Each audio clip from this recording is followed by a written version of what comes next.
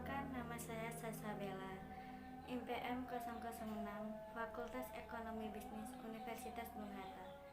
Kali ini saya akan membahas materi bab 4, yaitu makroekonomi, tentang keseimbangan perekonomian dua sektor. Dua sektor tersebut meliputi: pertama, sektor perusahaan; kedua, sektor rumah tangga. Sebelum saya menjelaskan terlebih lanjut materinya, saya akan terlebih dahulu membahas tentang siklus perekonomian dua sektor. Jadi, pertama, perusahaan akan membutuhkan faktor produksi, yaitu tenaga kerja, ke rumah tangga, sehingga rumah tangga tersebut mendapatkan upah, dan upah tersebut akan dialirkan ke dua aliran.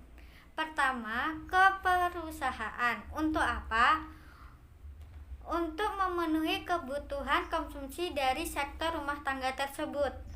Dan kemudian aliran kedua itu akan ditabungkan ke lembaga-lembaga keuangan. Kemudian lembaga-lembaga keuangan tersebut akan meminjamkan kepada pihak-pihak investor.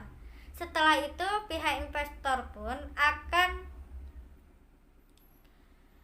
meninvestasikannya kembali ke perusahaan. Itu saja tentang siklus perekonomian dua sektor.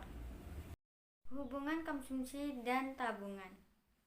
Pertama, apabila Y kurang dari C, maka sektor rumah tangga akan mengorek tabungan yang ada.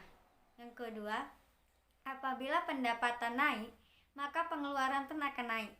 Yang ketiga, apabila Y lebih dari C, maka sektor rumah tangga akan menabung. Di sini saya akan menjelaskan hubungan antara konsumsi dengan pendapatan secara melalui contoh. Dapat kita lihat, yaitu di sini ada 3 tabel, yaitu pendapatan, pengeluaran, dan tabungan. Yang pertama menjelaskan ketika Y kurang dari C, maka sektor rumah tangga akan cenderung mengorek tabungan yang ada. Nah, dapat kita lihat di sini pendapatannya sebesar 0 dan pengeluarannya 125, itu akan menunjukkan kecenderungan sektor rumah tangga mengorek tabungan yang ada. Sebesar 125. Jadi di sini minus 125 menjadi S atau tabungannya. Yang kedua, ketika pendapatan seseorang naik, maka pengeluaran pun akan naik. Di sini dapat kita lihat bahwa pendapatannya 100, pengeluarannya 200. Ketika pendapatan seseorang itu naik menjadi 200, maka pengeluarannya akan menjadi 275, sehingga menunjukkan pendapatan naik, maka pengeluaran juga naik. Yang ketiga, apabila Y lebih dari C, maka sektor rumah tangga akan cenderung menabung. Di sini dapat kita lihat ya, pendapatannya itu 600, pengeluarannya sebesar 575. Jadi di sini terdapat sisa 125. Nah, 25 tersebut itu ditabungkan.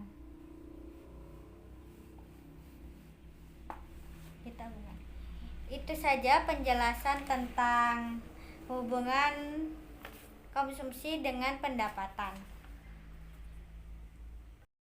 Kecenderungan mengkonsumsi dan menabung.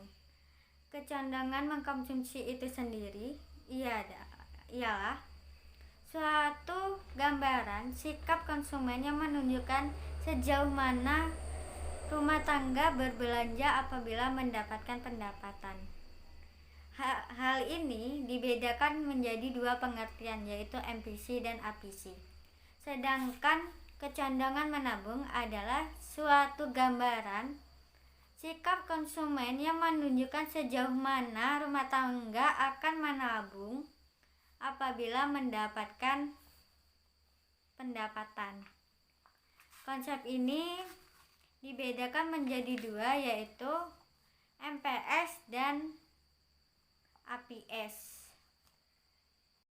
Sebelum saya membahas bagaimana cara mencari MPC, MPS, APC, dan APS, saya akan membahas terlebih dahulu pengertiannya. Pengertian dari MPC adalah perbandingan antara pertambahan konsumsi dan pertambahan pendapatan. Sedangkan MPS adalah perbandingan antara pertambahan menabung dengan pertambahan pendapatan. Kemudian APC adalah perbandingan antara tingkat konsumsi dengan tingkat pendapatan. Sedangkan APS adalah perbandingan antara tingkat menabung dengan tingkat pendapatan. Di sini saya akan menjelaskan bagaimana cara mencari MPC, MPS, APC, dan APS. Sebelum itu kita harus mengetahui terlebih dahulu rumus dari MPC, MPS, APC, dan APS. Rumus MPC sama dengan delta C dibagi delta Y, MPS delta S dibagi delta Y, APC C dibagi Y, APS S dibagi Y. Nah, kita sekarang masuk ke contoh soal. Di sini kolom pertama cukup kita kosongkan saja karena pembaginya 0, otomatis hasilnya akan 0. Nah, kita masuk ke kolom kedua.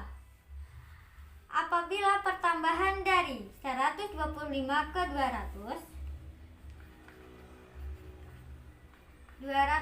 sama dengan 75 dan pertambahan 0 ke 100 sama dengan 100, maka MPS-nya menjadi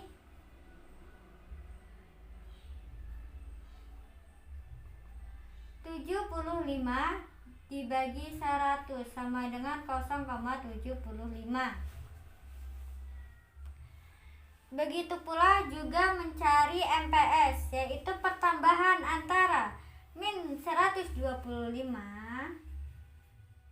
ditambah ke 200 sama dengan 25 dan pertambahan 0 ke 100 sama dengan 100, maka MPS-nya 25 dibagi 100 sama dengan 0,25.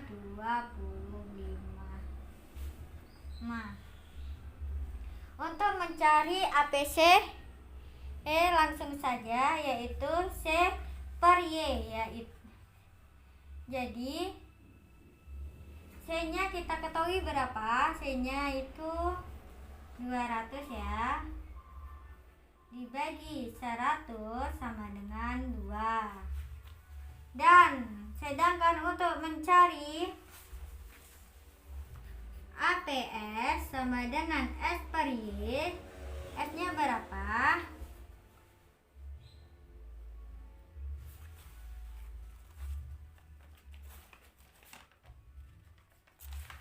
Min 100 dibagi 100 sama dengan min 1. Jadi hubungan antara MPC ditambah MPS sama dengan 0,75 ditambah 0,25 sama dengan 1. Begitupun dengan hubungan APC, yaitu 2 ditambah min 1 sama dengan 1. Itu saja penjelasan saya tentang bagaimana cara mencari MPC, MPS, APC, dan APS. Persamaan fungsi konsumsi dan tabungan. Yang pertama, fungsi konsumsi. C sama dengan A ditambah BY. A di sini ini merupakan C ketika Y sama dengan 0. B-nya merupakan MPC. Yang kedua, persamaan tabungan, yaitu S sama dengan min A ditambah BY. Min A itu merupakan C ketika Y 0 dan B-nya tetap sama, yaitu MPS. Di sini saya akan menjelaskan fungsi persamaan konsumsi dan tabungan. Dapat dilihat bahwa persamaan konsumsi adalah C sama dengan A ditambah BY. A di sini merupakan C ketika Y sama dengan 0. Di dalam contoh soal tersebut, C-nya diketahui 0, Y sama dengan 0, dan C-nya sebesar 125. Nah, B-nya ini kan merupakan MPC. MPC sama dengan 0,75. MPC sama dengan 0,75. Jadi C sama dengan 125 ditambah 0,75 Y. Begitupun dengan persamaan tabungan. A-nya itu merupakan C ketika Y sama dengan 0. Y sama dengan min 100 B-nya itu merupakan MPC sama dengan 0,75. Nah, jadi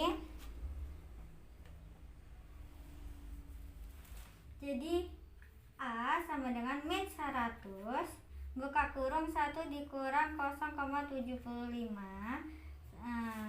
sama dengan 0,25. Jadi S sama dengan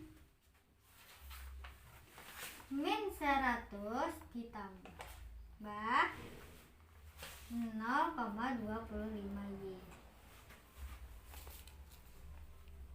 Itu saja penjelasan saya mengenai persamaan konsumsi dan tabungan. Cara menentukan keseimbangan dua sektor. Terdapat 2 pendekatan, yaitu yang pertama pendekatan pengeluaran dan penawaran agregat, yang meliputi Y sama dengan C ditambah I atau Y sama dengan konsumsi ditambah investasi. Yang kedua, pendekatan suntikan bocoran, yaitu S sama dengan I atau tabungan sama dengan investasi. Begitu saja penjelasan dari saya tentang keseimbangan dua sektor. Terima kasih.